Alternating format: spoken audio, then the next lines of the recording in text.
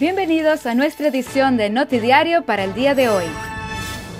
El día de ayer, un equipo bastante grande conformado por MEO, BAP, GMN y parte de la policía fueron a atender las múltiples quejas que han estado recibiendo referente a productos caducados que estaban distribuyendo en el mercado en Libony Agencies. Efectivamente, encontraron más de 4.600 kilogramos de productos variados, entre croquetas de pollo, hamburguesas, pizzas, panes, entre otros, con fechas de vencimientos mayor a 2 años.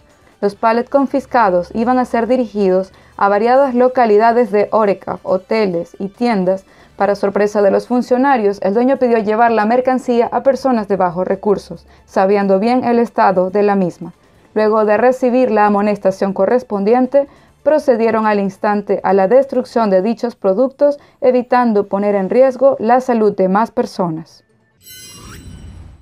Ayer al mediodía, el joven que ha sido acusado de asesinar a su padrastro se entregó por su propia cuenta a la policía, aconsejado por un amigo al cual acudió posterior a haber defendido a su madre ese día cuando al llegar a su casa su padre de crianza le estaba maltratando de manera severa y pasó a confrontarlo también a él de manera agresiva.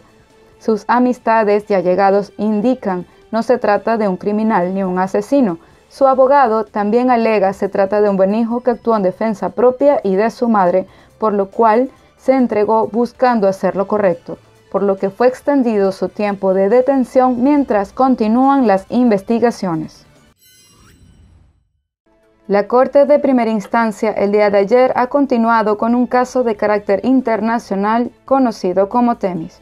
La investigación de mayor envergadura comenzó en el año 2015 con la detención de uno de los miembros de la banda, que todo indicaba era el líder de la misma, y en el 2020 se extendió la pista a otro de los integrantes conocido como Lucas, el cual continúa en investigación acusado desde el 2019 por traficar la cantidad de 172 kilos de coca desde el puerto libre de Curazao para pasar por Jamaica con destino a Francia.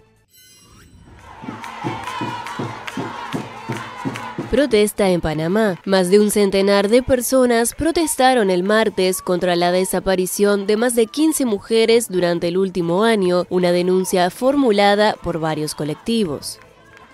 Todos los días hay una niña, hay una menor, hay una mujer, una madre, una esposa desaparecida y las autoridades no hacen nada en lo absoluto.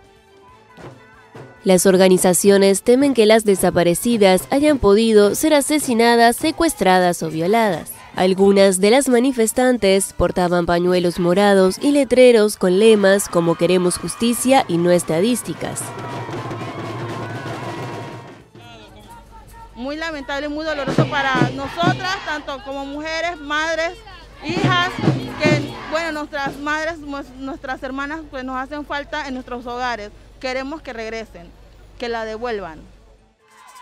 Por su parte, la Fiscalía negó que haya habido un aumento significativo de desapariciones de personas en el último año. El secretario general del Ministerio Público manifestó que la Fiscalía investiga actualmente 17 desapariciones de mujeres y 29 de hombres en Panamá. El ministro de Seguridad, Juan Manuel Pino, también restó importancia recientemente a la cifra, lo que ha levantado críticas en colectivos feministas.